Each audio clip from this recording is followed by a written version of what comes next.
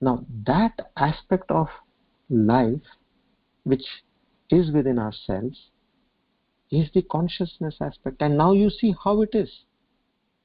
Is it in the form of a person? It is in the form of some entity? No, it is a force. It's a life force. So likewise he explains that this is how it has been construed, and here if you are trying to please me by your offerings, like you pray and you do puja, that is not going to make good. Primarily and most importantly, your actions, your deeds, they are what are going to please me. Now, say for example, you're walking on the ground and you suddenly fall down. Now, can you blame the law of gravitational force over there? What is this? You did not protect me from falling down. If you are a kind person, oh God, you should have protected me from falling down. But God says what? I have created the planet, I have put gravitational force in place. It was your duty and right action to walk in the right manner. If you are not walking in the right manner, and if you are doing something else, then it's quite natural you're going to fall. And there I will not come to poke in the wheel of my laws which are in place. You'll obviously fall down. So the Lord says, every action of nature is in force and is in place. Each one of you as a jiva, as an individual, ensure that you meet the requirements of the scriptural code of conduct which has been advised to us. This is how the Lord makes it very clear by these statements. And having said this, then he also says, I do not have these laws or rules to a person who is on the path of enlightenment, who have renounced everything. These rules do not come to an understanding for them. I free them from all this. Okay. Now, yesterday I gave an example of an illustration, like instead of talking of the whole cosmos, the rules, regulations, and how me as an individual, if I don't do anything, minute thing, how will it affect? We were talking about that. And then we spoke about a company, how each and every employee in a company has to be to their best and to their fullest for the functioning of the entire company to the fullest. Do you all want me to give you another example in a much more diluted format to understand this principle?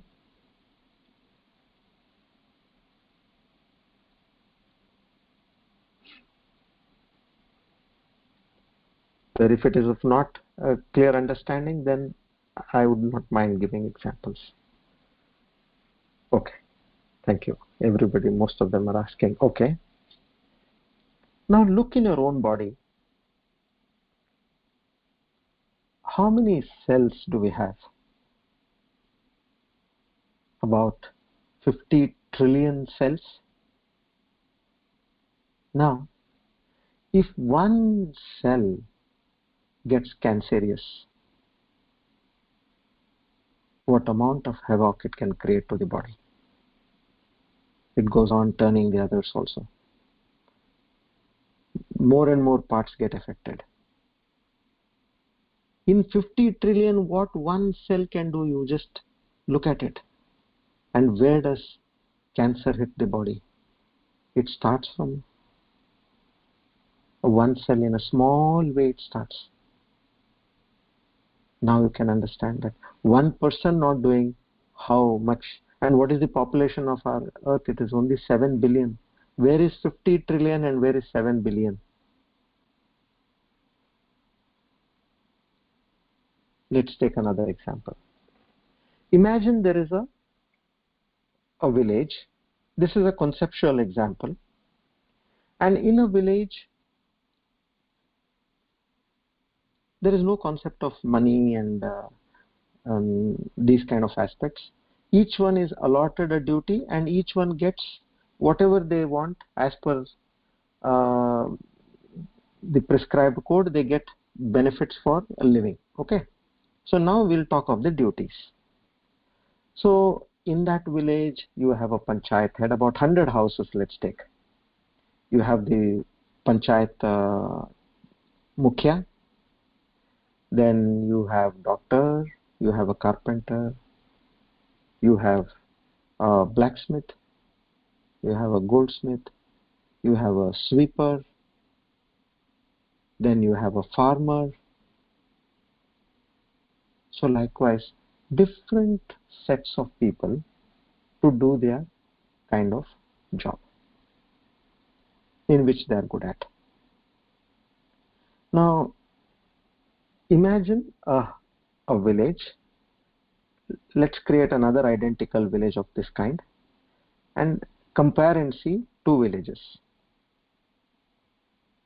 Now, in one village, everybody, based on the assignment of their duty, they are doing to their best. Right from the sweeper, cleaner, up to the mukhya, the doctor, the carpenter, the dhobi, the teacher, the priest, the farmer, all are putting in their maximum effort and they're giving their best output. On the other hand, you have another village where the sweeper is so lazy that he hardly sweeps in once a week. The doctor is never there. Anybody goes with a ailment, he is never available. The teacher is never at school. The mukhya is also always relaxing and never taking care of the needs of the village.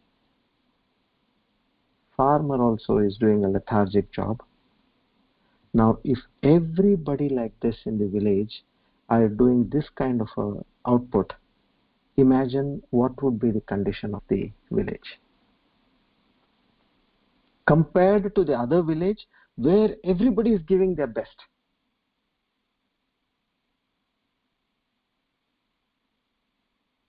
So here, in the cosmic rule as well, God says, you have to do what you are given to your best extent. Don't look at the other's job as something great and yours demeaning. No. Never compare your job to others. You, with all holiness, sacredness, and piousness, consider your job as worship unto the Lord and move forward in life.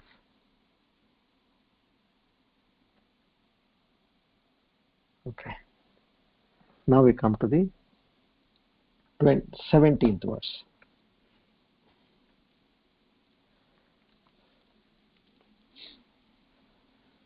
Where he speaks about the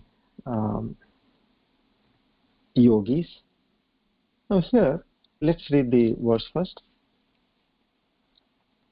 Please repeat.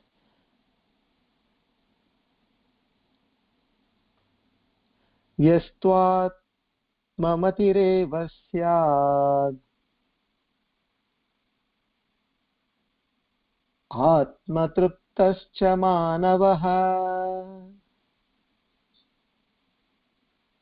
atmanyeva cha santushtaha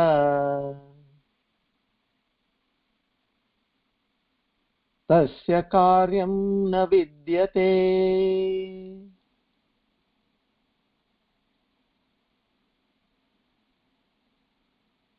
Now, Here what he is saying is, those who are engrossed, who are mindfully attached to the Lord, who have been also illumined in terms of having gained the knowledge, they are in that sthita prajna stage, fully satisfied in their Atman, fully satisfied. They are not, their minds are not hankering for anything. For such people, there is no duty. Na vidyate. Na means no. Vidyate means does not exist. What? Karyam. Duty does not exist. So first he says, Atmaratireva. Atmaratireva means one who is reveling, who is rejoicing in his self, meaning in his own consciousness and in the Atma, what he sees within, because that is the immediate direct contact to the Lord. Then the second adjective they use is, after Atmaratireva syad, he says Atma Truptascha, meaning Atma Trupti. He speaks about Atma Trupti to such a person, where he is satisfied. Like say you're hungry, you got food, you're satisfied. So this person was hungry to see God. He finally met God, he is experiencing God. So Atma Truptascha. And then in the second sentence he says Atmanyeva Santushtaha, meaning he is again Atma Santushti. He is contented here. Earlier he was reveling, Atmarati. Second level he was satisfied. Where he just got food, he was satisfied. Here he is contented, where you got what you wanted as food and you have enjoyed your meal and you are contented. Santushti. So Atmaratireva, Atmatruptascha, Atma Santushta. These are the various states of that person who has been in God or been with God. For such a people, what duty can I give? He is doing the ultimate, isn't it? He is empowering me. And he says, I don't prescribe any duty for them. They become role models to this entire universe. And I want them to be that way. Because the job of any soul born on this planet is eventually to realize and get united with the divine. If you all can recall, when we spoke about the Satya Yuga, what we're all doing in Satya Yuga, everybody was in meditation. There was no farming, there was no manufacturing, there was no mining, there was no transportation, nothing. Everybody was reveling in the presence of God, and whatever they used to get from nature, they used to live on that. Everybody was helping each other to their best. And what was their lifespan? 1 lakh years. Imagine. So that was the state in the Satya Yuga, where 100% truth was prevailing. 100% truth means the law which the Lord had proclaimed was abided to 100% level. There was no cheating, there was no jealousy, there were no kingdoms. It was, entire planet was one province. Nobody was ruling over anybody else. So obviously one king coming and attacking the other also was not there. It didn't make any meaning for such a thing. So that was the state. And here, look at what is it that, what is it different to another person? What comes in between to such an Atmarati or Atmatushta, Trupti and an Santushta? It is the other segment of people are where we have desires. Desires on external objects, material desires. I want this, I want that. Raga, Dvesha, meaning I want this and I don't want this. And that is eventually going to take you on the path of committing sins, which he explains further in verse 37. Very beautifully explains about this desire. And earlier also we have seen in verse 64 of the previous chapter how a desire takes you to various degraded levels. And then this, he talks about this body, mind is enveloped with the desires because we are all spinning in the realm of Maya. Says Tulsidas says, Jiba jiba te harite bilagano tabate deha geha nijamanyo Maya basa swarup bisarayo tehi brahma te dharuna dukkapayo. Here he says, when this soul got separated from the Lord, it was covered by Maya, an illusion. And as a result of that, it started thinking itself as the body and as its own individual entity, and it forgot the Creator. And right from that time, this jiva has been experiencing immense misery. This is the meaning of what Sage Tulsidas says.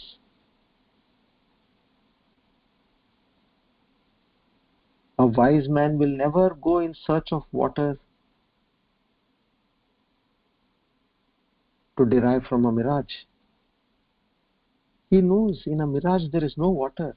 How much ever it may look real that there is water over there, he knows for sure there is no water. And he will not even make a slightest attempt by putting one step also forward towards the mirage.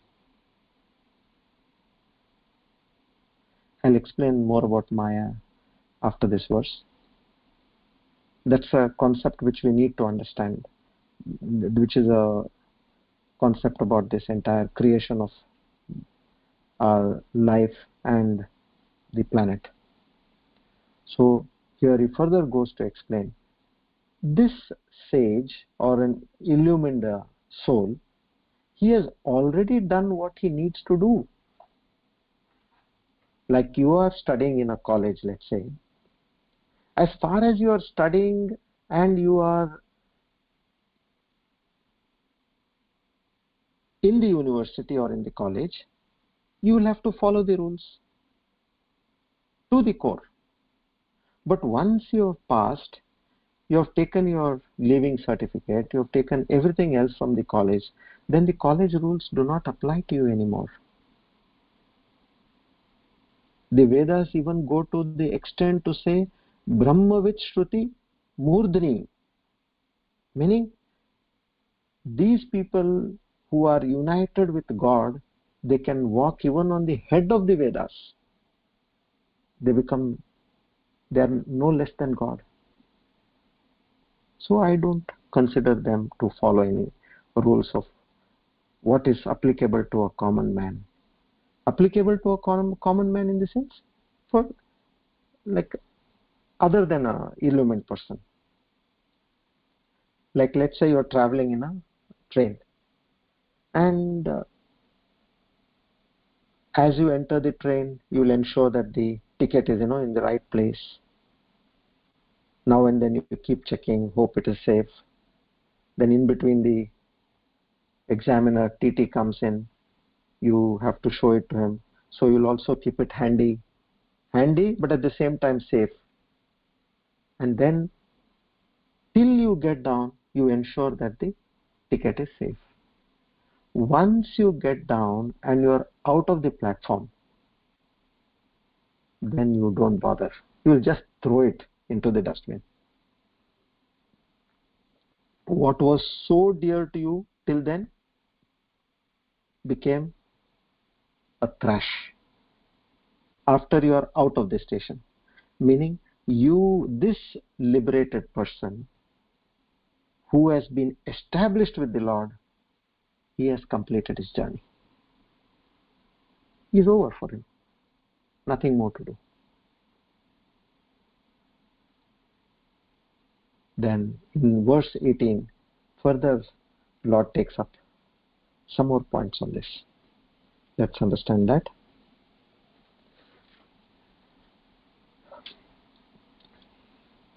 नैव तस्य कृतेनार्थो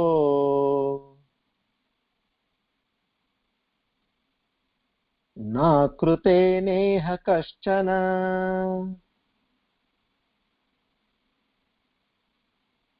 न चास्य सर्वभूतेषु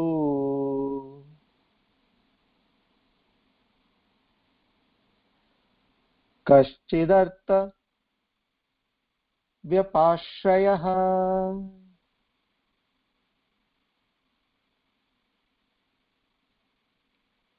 Then he further says, such illumined souls, they don't expect anything from this world. They don't take anything also. They have nothing to take, and they have only to give, of course, and nothing to gain or lose also.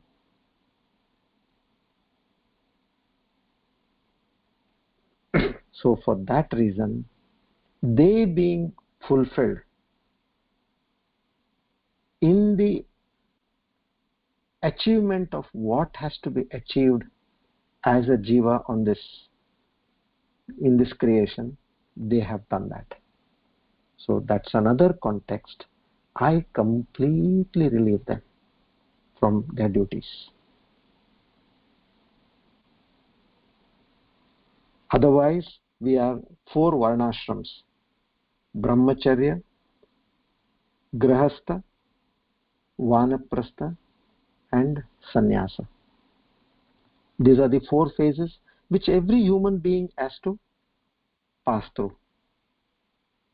Ideal living, what they call, these are the 4 phases. Meaning initially you are in brahmacharya, where you devote your time for your growing up, you're studying, you're enriching your knowledge from all angles, and then you become a grahastha, where you marry, and there the procreation or the reproduction starts, where Lord is, one of the fundamentals is he wants multiplicity. So there the reproduction starts, and then you take care of the family, you contribute to the society. There are such illumined souls, you take care of them also. Then the foremost earlier days, what they were talking about is treating guests as God. Atiti, which I said, Atiti. Titi is time. Without mentioning a time, a person who comes is known as Atiti. There were no inns or motels or hotels those days. So everybody had to go to somebody's place, known or unknown. So there the prescription was that you have to entertain them whenever they come, whatever time, because you could also be on the other side. So likewise, that is the grahastha ashram. After you reach a particular stage in the grahastha ashram, then you have to move forward up the ladder. You have to go to vanaprastha ashram. Vanaprastha ashram is now you have completed most of the duties. Now is the time where your exit is coming closer. So start looking more towards the Lord. And he says, focus more on that now. So that phase, intermediate phase between the grahastha and the sannyasa. Sannyasa is a total renunciation. So this intermediate phase comes in place. And where you slowly start detaching from your family life with more and more activities which were on selfish basis, meaning for your own self, kamya karma, then you move towards sakamya karma, which is selfless activities. You are not working for yourself. Whatever God has given me, I will lead a life contented. And you devote more and more time towards the welfare of others. And slowly you renounce, after vanaprastha, everything, and you are 100% dedicated towards selfless activities and God-related activity. These are the 4 varnashrams. And what should your attitude be while doing all these 4? Dharma, artha, kama, moksha. Dharma as prescribed by the code of conduct, right conduct. Artha means earn money. Kama, fulfill your desires. Now the first word is a common word, as per the prescribed moral code of conduct. Prescribed by whom? By the Lord himself. How? Through the Vedas. Earn money, spend money, fulfill your desires. And lastly, dharma, artha, kama, moksha, attain moksha. So the 4 varnashrams and the 4 solid foundations to this. You have to have all the 4 in place to lead a fulfilled life.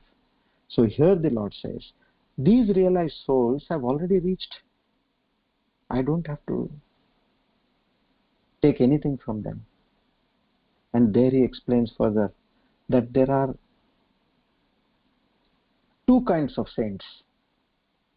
One who are in this world discharging their worldly duties, who have of course reached a attained level or a transcendental level with the cosmos or with the consciousness. They are the karma yogis. They work for the welfare of the world. And how they work and all that, those details are given in the subsequent chapter, in the subsequent verses. Because we are all going to talk about only karma now in this entire karma yoga, which is up to verse 43. We are in verse 18 now. So how an action has to be done? Just moving around and working for somebody else does not make you a karma yogi, or you are not doing good karma. There you come under the ambit of papa and punya, which will further thrash you down into the wheel of rebirth and cycle of births and deaths. So these subtle points are taught by the Lord, which I'll tell you, these are something. You go to the highest university, even Stanford or Harvard, you will never get this knowledge. It's only that it is there in the scriptures out here. How to make your mind calm. You ask Stanford University, they are inviting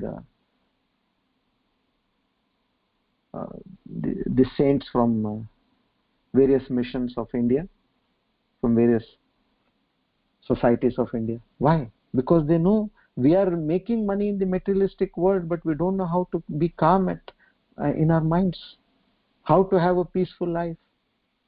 What is after life? What should we do to make something good for the life after?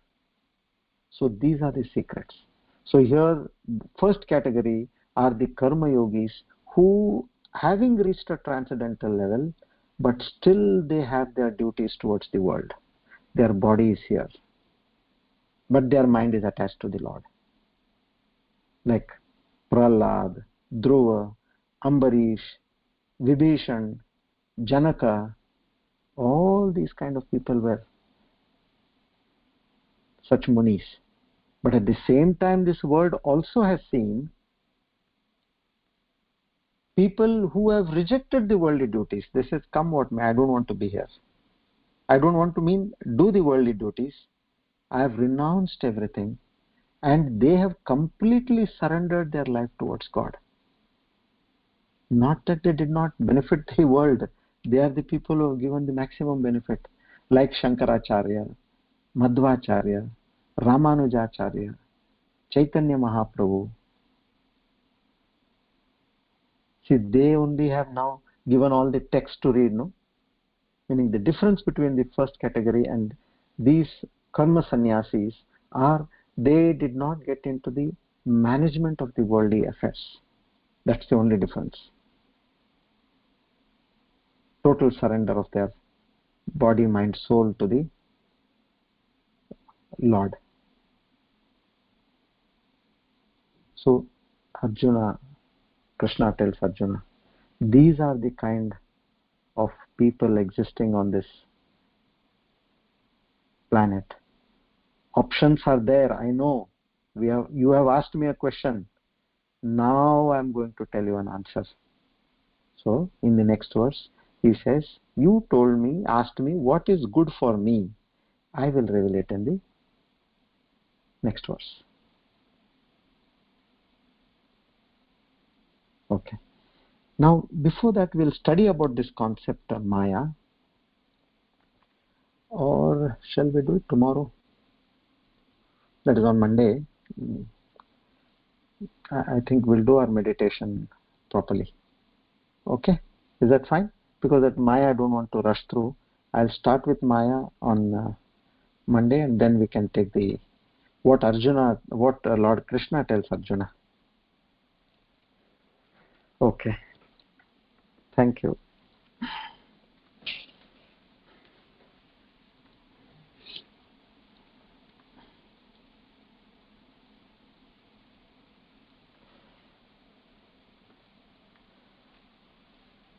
Oh, sorry. Okay, now quickly, you all want the Q&A? I forgot about it. Yeah. Thanks, Chetna.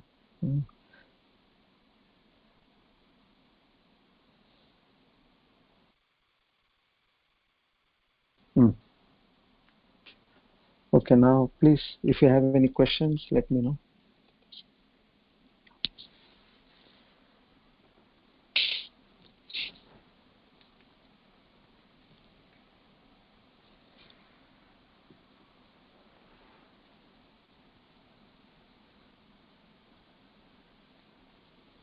Okay, I think there are no questions. So let's get on to meditation.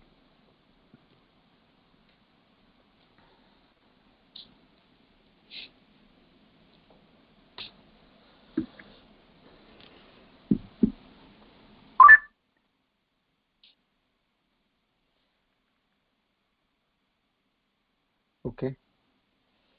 Now,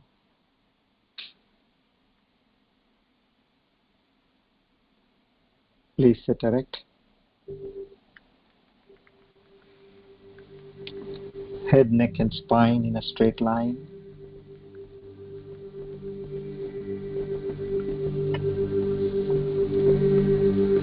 Ensure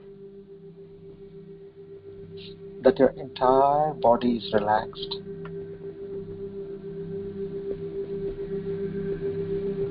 There's no pressure in any part of the body.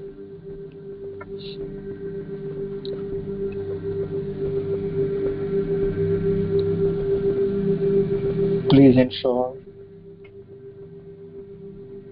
your forehead and face is completely relaxed.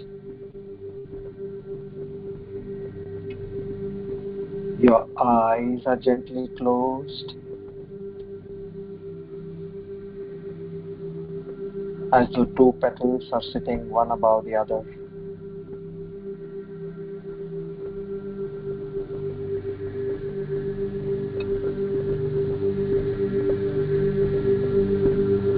Wear a smile on your face.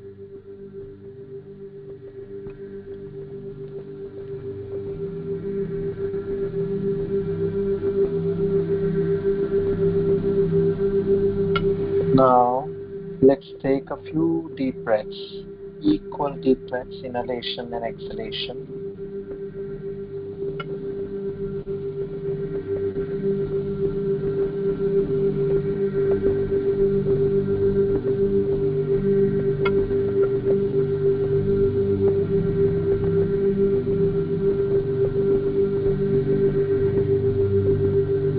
As you're doing this deep breathing, feel the sense of relaxation in your entire body and mind.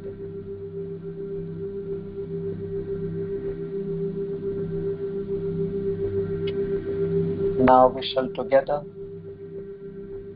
do the Pancha Kosha Viveka Dhyana meditation.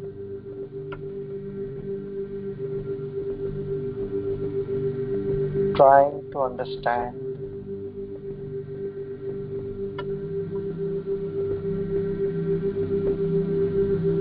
what is the supreme most under our purview of understanding.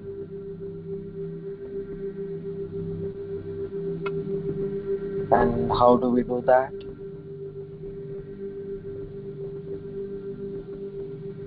By understanding one,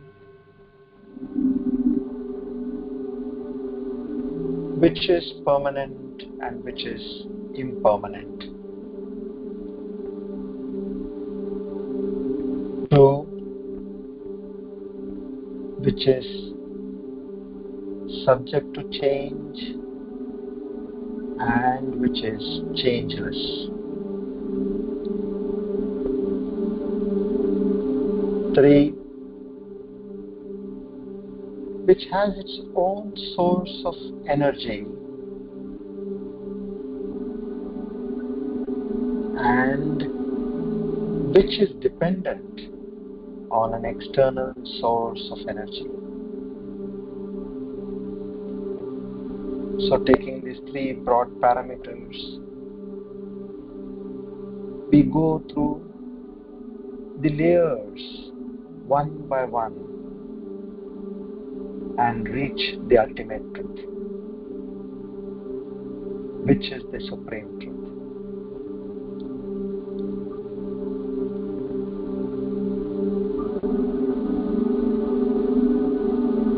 Here we start.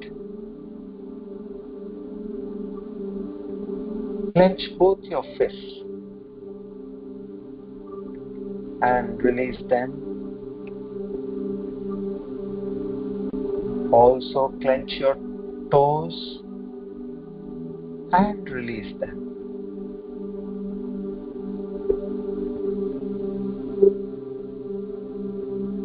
This is the body.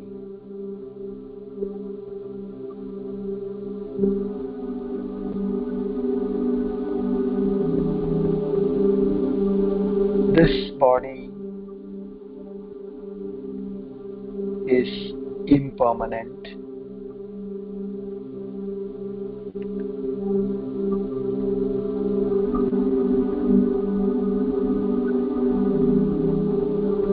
It has undergone enormous amount of change right from the time it was born.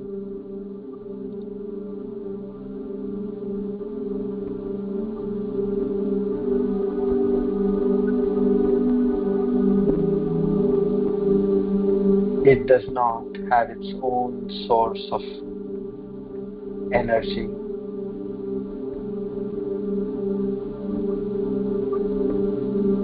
And is subject to perish someday.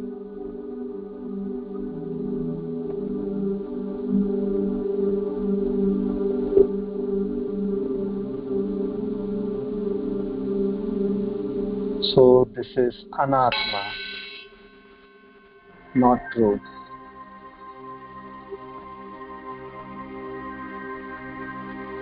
Going deeper,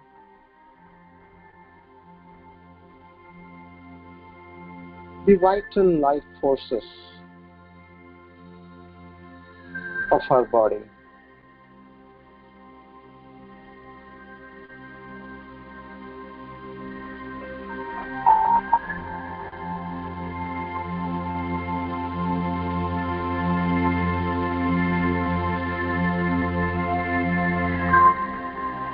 They too keep changing from time to time.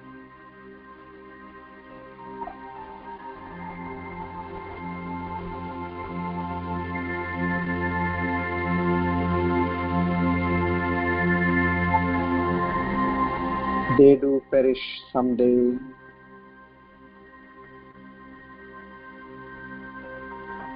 Impermanent in nature.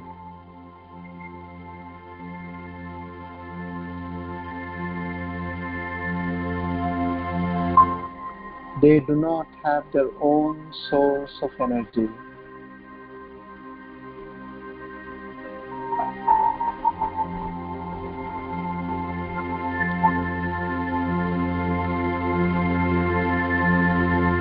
So, the life forces are anatma, and there is something higher than this.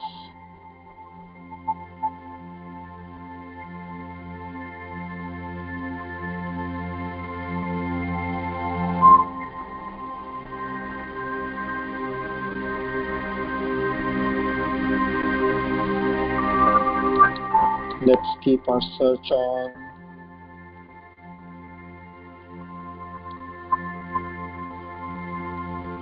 We are going deeper.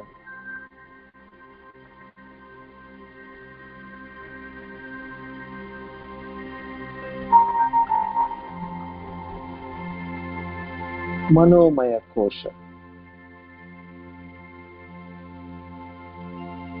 The mind.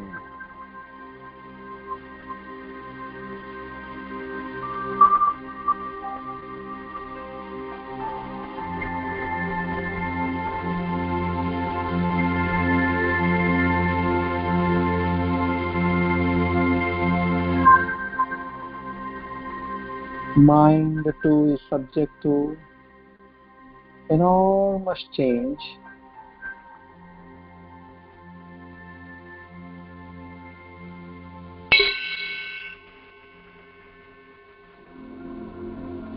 Mind does not have its own source of energy.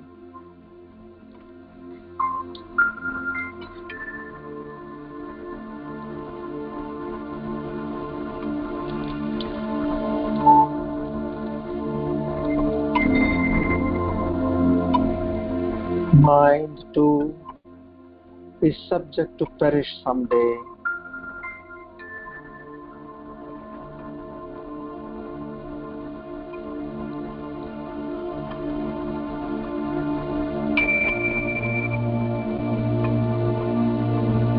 This too is nothing but matter, a gross matter, and classified under anatma.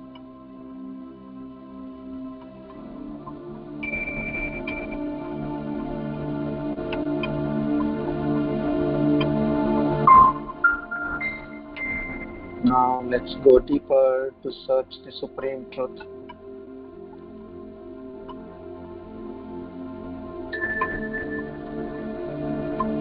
Is it the Vijnanamaya Kosha, the intellectual sheath, which is the supremost?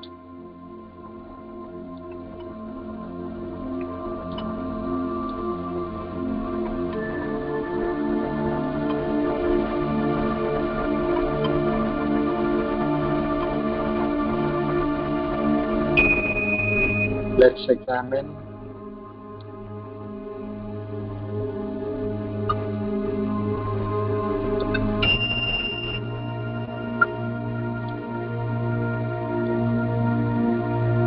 The intellect too keeps changing from time to time.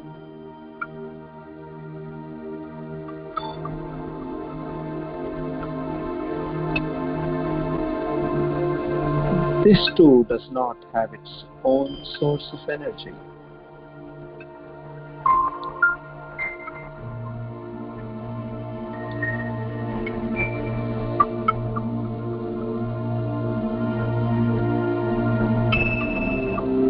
Intellect is also subject to perish one day.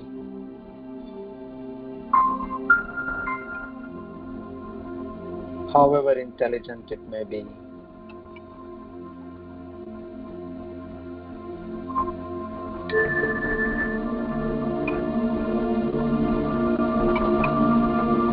So, the Vijnanamaya Kosha is also an anatma, and there is something superior to this.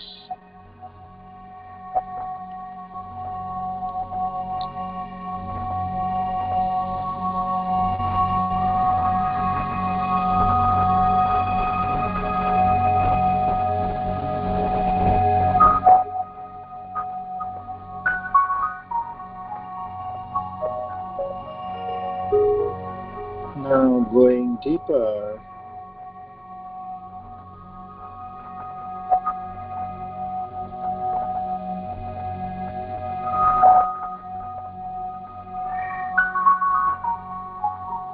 we experience a state of bliss,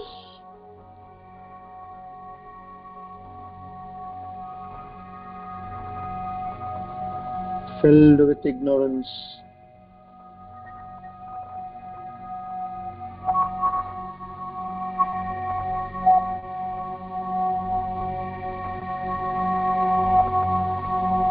ignorance of no thoughts,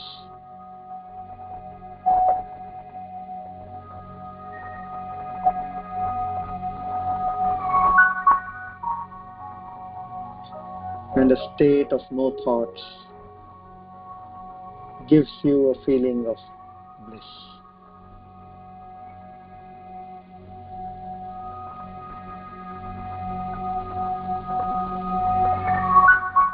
Now, does this sheath of bliss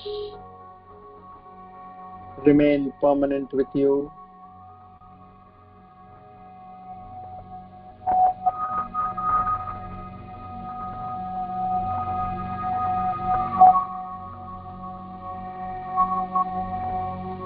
This comes and goes.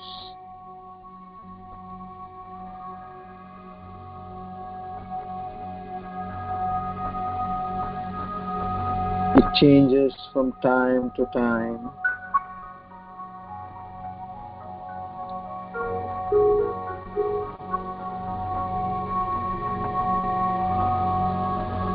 It does not have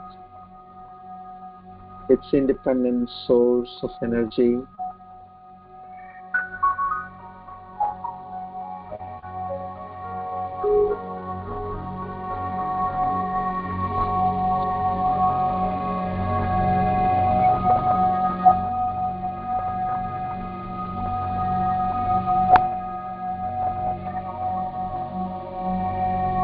It's subject to perish one day along with the body and mind.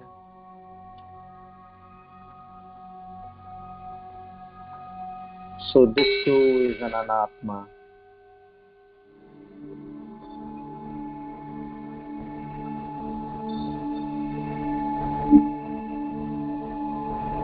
We have crossed all the 5 sheets. The body,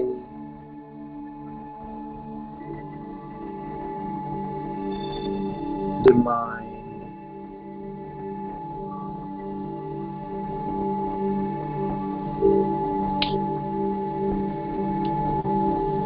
the pranas,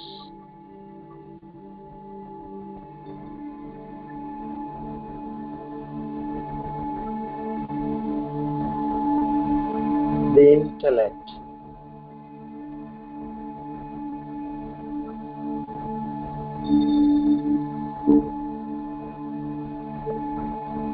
the bliss sheath.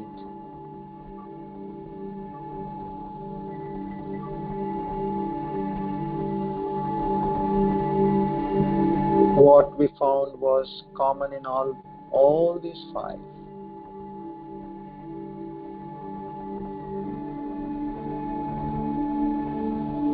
They all change from time to time,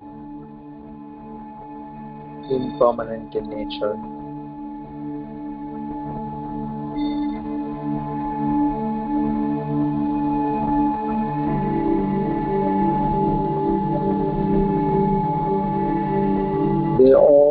going to perish one day.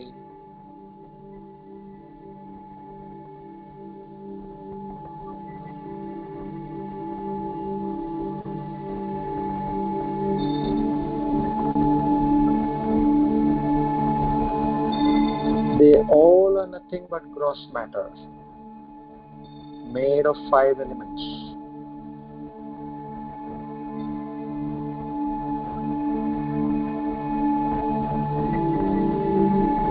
Which live and function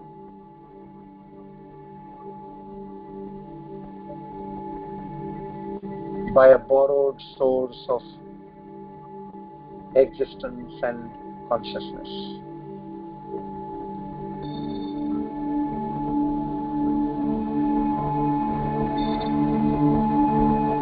So there must be something higher to all these.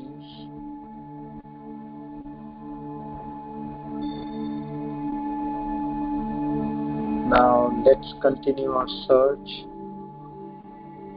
We go deeper.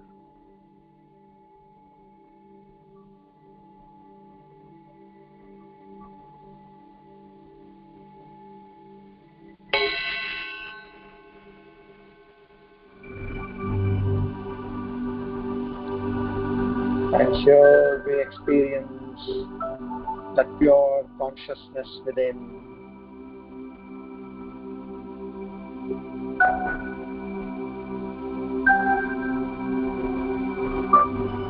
Which is changeless in nature.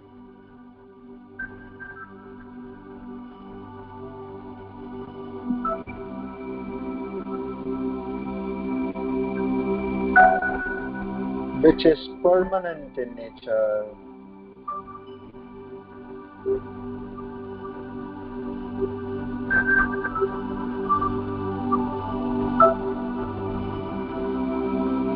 And which has its own source of energy.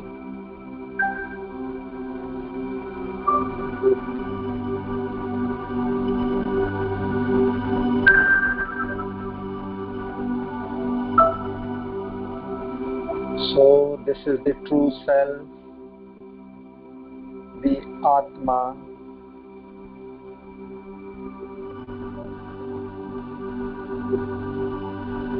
the Param Atma,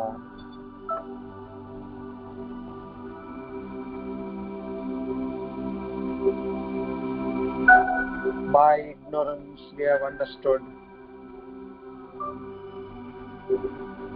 and we were believing all this while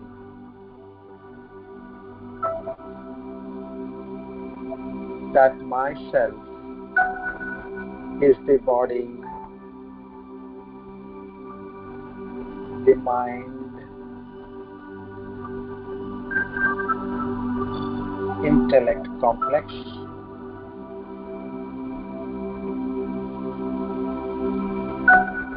but now I understand that this supreme most truth, the consciousness, is my true self.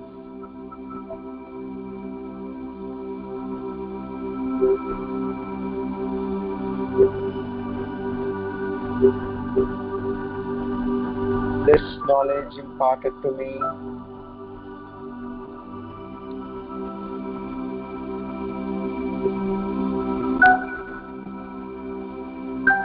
makes me place myself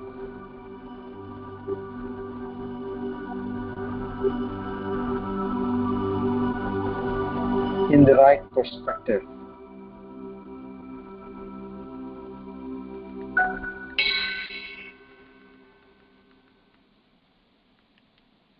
And understand my true self.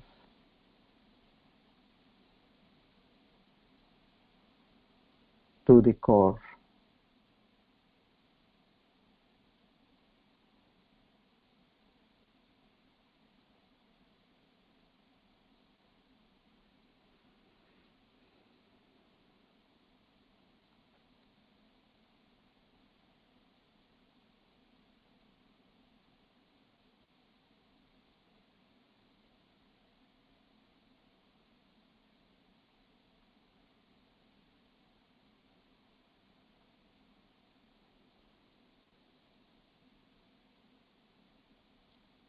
Now slowly rub your palms.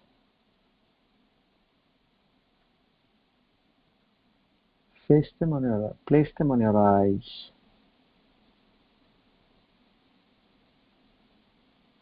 And gently and lovingly open your eyes.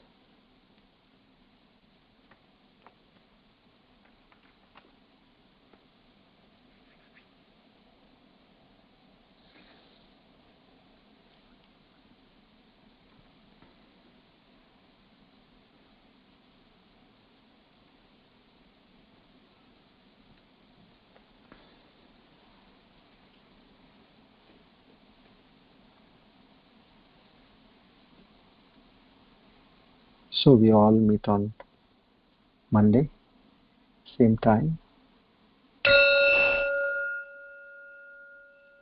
Om Purnamada Purnamidam Purnat Purnamudachyate Purnasya Purnamadaya Purnamevavashishyate.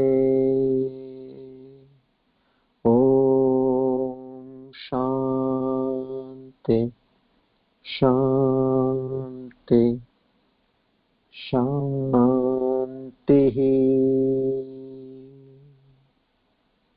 Hari Om Tat Sat. Shri Chinmay Sadgurave Namaha. Shri Krishna Arpanamastu.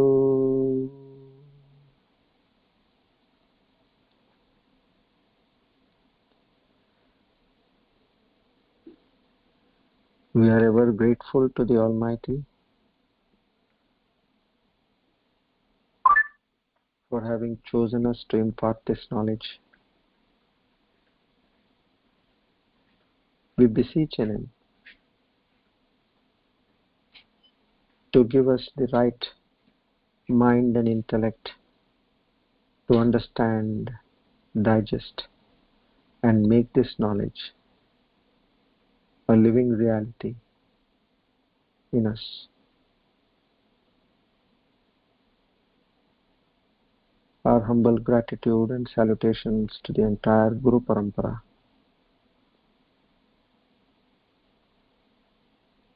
for having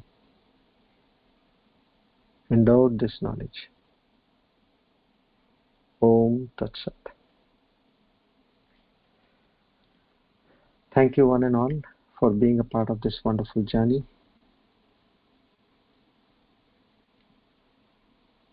See you all on Monday. Hari Om.